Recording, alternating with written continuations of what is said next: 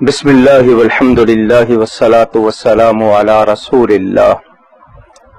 میں تمام اہل ایمان سے کہنا چاہوں گا کہ رمضان میں سحری کا وقت ختم ہونے پر فجر کی اذان ہوتی ہے۔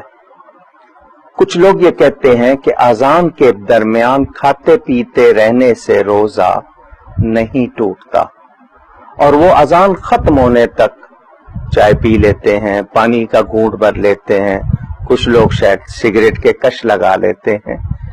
یاد رکھیں، جو اذان سحری کا وقت ختم ہونے پر شروع ہوئی ہے اس میں کچھ بھی کھانے پینے سے روزہ نہیں رہے گا۔ یہ احتیاط کرنی ہے ورنہ روزے ضائع ہو جائیں گے۔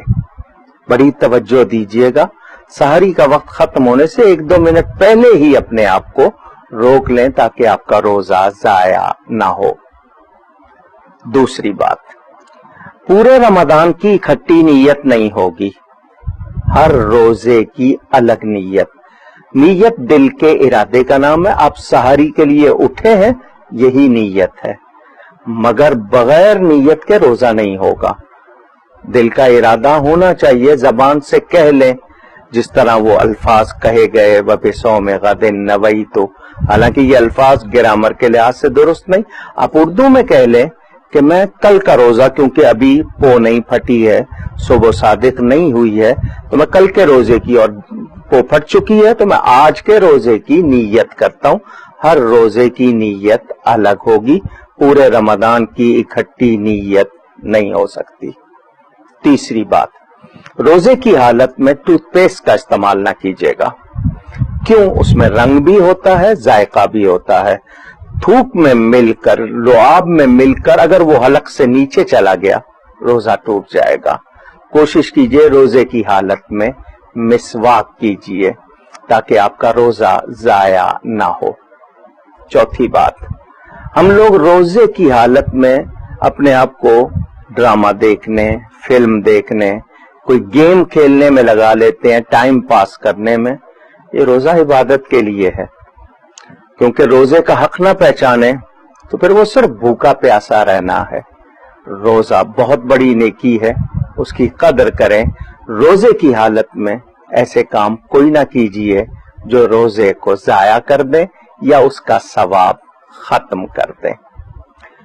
تراویح ہر روزے کے ساتھ ہے، مرد کے لیے بھی، عورت کے لیے بھی، ہر روزے کے ساتھ۔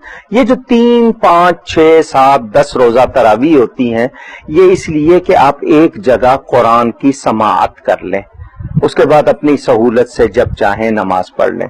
لیکن 3 دن پڑھ لی، قرآن سن لیا، اب نماز نہیں پڑھ رہے ہیں، اور وہی تراویح کوئی ضروری نہیں ہے، تو اس کو ہلکا سمجھنا یہی تو خرابی ہے۔